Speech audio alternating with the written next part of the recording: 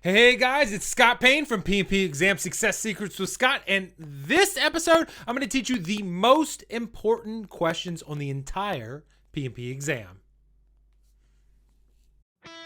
So the real question is this: how do hard-working project hustlers like us, who aren't afraid to put in the work, who invest in ourselves and our careers, how do we prepare for the PMP in a way that makes us battle ready for the onslaught of situational questions we know we'll face, so that we can walk into the exam with confidence and walk out with the project respect we deserve? Now, I've been in your shoes and I've done it. Join me as I guide you step by step to your PMP success using the most innovative study practices and the best tools on the market. My name is Scott Payne, and welcome to PMP Exam Success Secrets. Hey guys, Scott Payne from PMP Exam Success Secrets with Scott. In this episode, we're going to go through the most important questions on the PMP exam. Now, that's a pretty big claim, right? Pretty big claim to say, hey, I'm going to nail down the most important questions on the exam. I'm sure that's what you're here to hear. And we're going to walk you through them. Very, very important.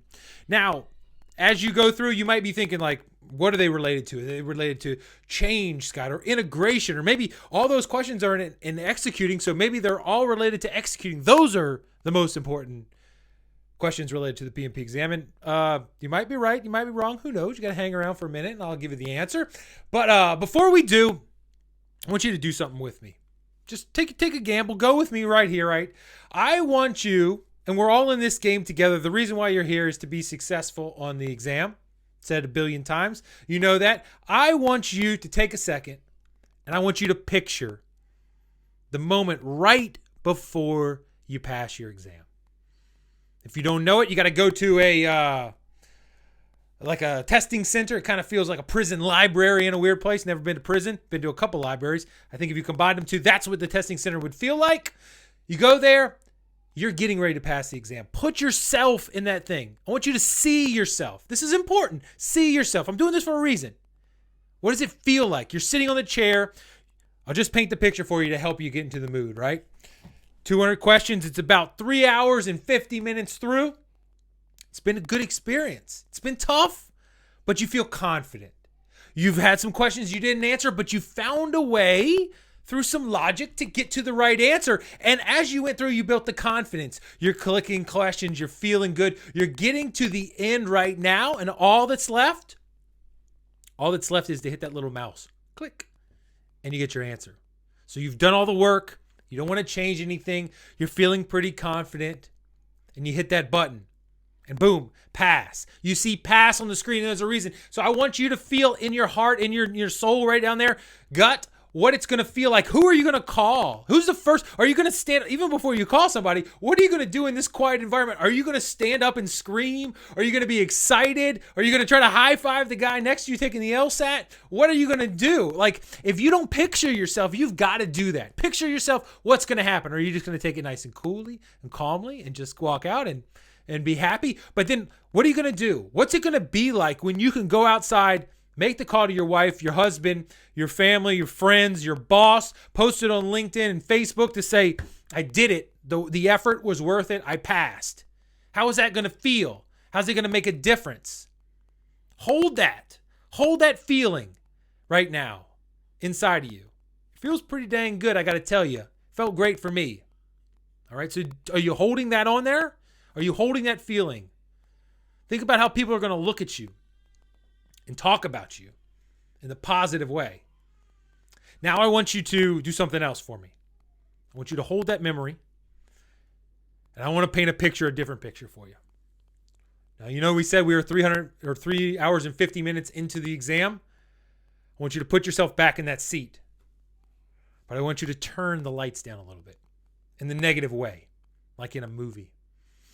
And I want you to see sweat on your brow and stress on your face, and that you've just been in a 3 hour and 50 minute fight where you've struggled to try to find the right answer, where you think they might not even be writing in English or whatever language you're reading it in on the exam. You can't even get the questions right. You're totally confused. You answer one and then you second guess yourself and you change it back and you think you don't know which one's right. So you've spent 3.5 hours stressing and struggling and you only got 10 minutes left and you still have 30 questions to get through and a bunch that you flagged.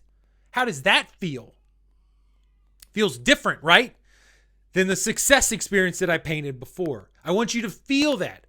I want you to think about that. And what's going to happen when you hit that button or when the button runs out, because they only give you 4 hours, and it runs out and it pops on there and says, I appreciate the time. I know you put in a lot of work, but you didn't pass. What's that going to feel like? What's that walk to the car going to be like when you got to call home? When your boss asks you, how'd it go? Did you pass? And you got to say, well, no, I got close. I don't know, or sheepishly look down or whatever. How is that going to feel? Like, look at me. I'm hunching over in a sense. I know how it's going to feel. It's going to feel terrible. Now think about those two experiences. You might ask yourself, Scott, why the heck are you doing this to me? Why did you make me think about high positives and negatives? Is that just some kind of sick thing that you're going through? No, it is a specific exercise that you need to go through. You need to go through that. Because there is no bigger pain than the fear of regret, right? And I don't want you to get to the end of this whole episode where you study for months and put your heart and soul into it, give up things with your family and your friends, go and study and then fail and then have regret afterwards that I could have done something different. All right? So that's what this episode's all about, killing that. That's my goal with you, with any student, all right? And so the reason why we go through those questions, that I want you to go through those questions, is because those are the two most important questions on the PMP exam. What's it going to feel like when I pass? And what's it going to feel like if I don't pass this thing, okay? And so my company, we lead every student through those two questions at the beginning of every class, whether it's a live online, an e-course, in person, whatever. Before we get into all the details and people get all excited about stuff, we go through those two questions. We take it serious. Now, it's personal, so you don't have to share it with everybody, but if you want to, it helps. And what we found is we do this even before we take a baseline exam because this is a better predictor. Your answer to those questions, weirdly, is a better predictor of your success than the baseline exam. How the heck can that work? How can that actually be two amorphous feeling, emotions, questions be a better predictor of your success than the baseline exam? Let me tell you why. All right, so the reason why we go through those two questions is because we want you to really think about what this means to you on both sides. And if you ask yourself, we might take a poll and say, which one of those questions is more important, the positive side or the negative side? Many people would probably say the positive side. Like, what is it going to mean to me? I'm going to get more money. I'm going to get more respect. I'm going to get, all these good things. I might get the new job like I did, all these things. But in reality, what we found and what research has found, because we learned this from some other people, is that it's the negative side of the question that's much, much, much more powerful. That people that take this serious and really go down the dark road and say, what is this going to mean to me if I don't succeed? That is the more important question to answer. So why is that? It's because the people that walk down that road and see the negative side of what could happen, they're brave enough to do that, then they can unlock all the excuses that come along with it. And that's what the thing is all about. Killing those excuses. I'm not a good test taker, Scott. I've heard 1 billion times. But I'm just not a good test taker. Or it's been a long time since I've been in school and I just don't know if I can learn anymore. Or this is just a check in the box and it really doesn't mean anything to me, and a defensive type parent. Or I just don't have the time. I can't make the time. Or I can't put in enough effort, or it's too much work, or it's too confusing, or all these other things, or I don't know if I can learn it. Or I don't know if I need to learn this logic, these feelings, all these internal things, these internal voices that could kill you and pull you back and keep you from succeeding. We need to become aware of them. I almost said friends, but I don't want to be friends with those guys. I want to be aware of them, pull them into us and face them and say, I'm not going down that road. And you might say, Scott, when the heck are we going to get to the PMBOK? When are we going to get to the process stuff? When are we going to get to the connections, all that stuff you talk about? Patience. We're going to get there.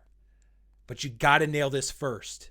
Because if we can walk down this negative road and say, these are the things, this is what's going to happen if I fail, and these are the things that are going to pull me down. These are the excuses that I'm lining myself up for that are going to possibly keep us from going. Not a good test taker. Long time since I went to school. I can't learn this confusing stuff. It's not really germane to my job. I don't have the time. I can't put in the effort, blah, blah, blah, blah, blah. If we can acknowledge those, and then we ask this third question of what are we going to do to stop ourselves from letting those excuses take us over? What are we going to do to take that over and make a difference in our own lives and let those things not stop us? That is what we need to focus on right at the beginning, because being chased by those negative things is what's going to push us in a positive way to the finish line. Okay. So I want you to embrace the negative side, not to dwell on it, but to see it.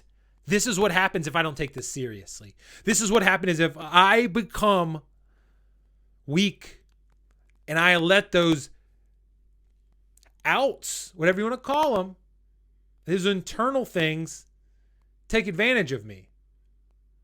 Because this is too important for you to let that happen.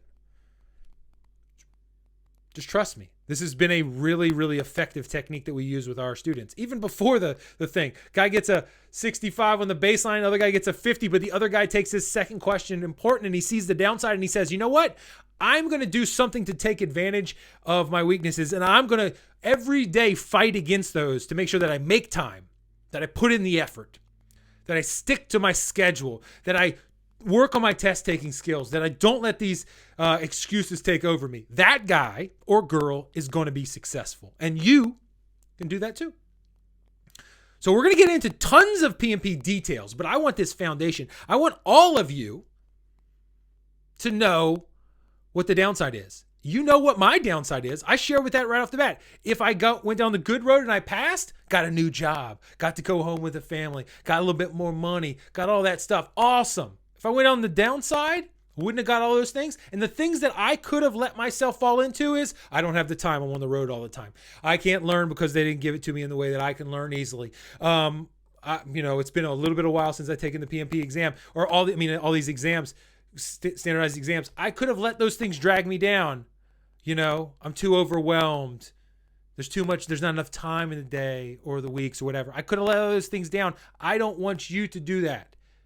We can do this together. So right now, the two questions, the good side and the bad side. What's it going to mean to us to pass the exam? What's it going to mean to us to fail it? And the third question, really, what are we going to do to kill those outs that we have? All right. So what I'd like you to do, because we're together on this, right? You and me, to pass this PMP together. We're going to start getting into the details. We're going to start running fast. Is I want you to go to the Facebook group. We have a Facebook group that's out there.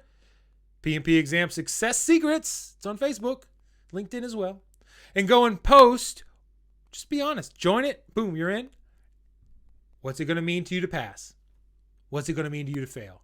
And then introduce yourself to the family, to the friends, to everybody that's on there. Get that community that's going to help you push through, and that you're going to help them push through. So if we know our weaknesses, we can prepare ourselves to tackle them. So this 12, 13 minutes that we walk through, super important. These two questions will push you through. This is a different perspective, guys. This makes a difference. So right now, go to the Facebook group, post your two comments. You know mine. Post your two things. What it means to you, what it's going to mean if you fail. Okay? Post those. And then also go to pmpmasterprep.com/free. Get in our sweepstakes to get my e-course, the ebooks, the simulator, study resources, and the group chat or the group coaching calls. All those things. Get that whole package. We're giving it to a bunch of you guys. Get in there. Join that because I want to help you. That's it. So do what you got to do right now. Get on Facebook. Share the good side and the bad side. Tell us what you're going to do about it and get into this sweepstakes. We want to help you. We're going to help you. We're going to do this together. All right. In the next episode, we're going to go deeper. So go do what you need to do, and I'll see you in the next episode. Hey guys, thank you so much for tuning in today. I know that when I was studying for the PMP, it was really hard to find one good source that would guide me from the beginning to the end and that would speak to me in a language that I understood. No mumbo jumbo, no jargon, just something that I could work with. That is why this podcast exists. Now, if we are making a difference in your life, if we're helping you, let's do something bigger, you and I. Let's share it. Let's find somebody else. Why don't you find somebody else that you could share this podcast with so we can extend our reach, you and I. We can help them, all right? And if you want to continue to learn, if you want to continue to go farther, come to pmmasterprep.com/free. We have awesome free resources that are going to take your study skills, boom, to the next level. So go check it out right now. Go to pmmasterprep.com/free. Get all the stuff that I'm dropping on you. New stuff all the time. So go check it out and I'll see you there.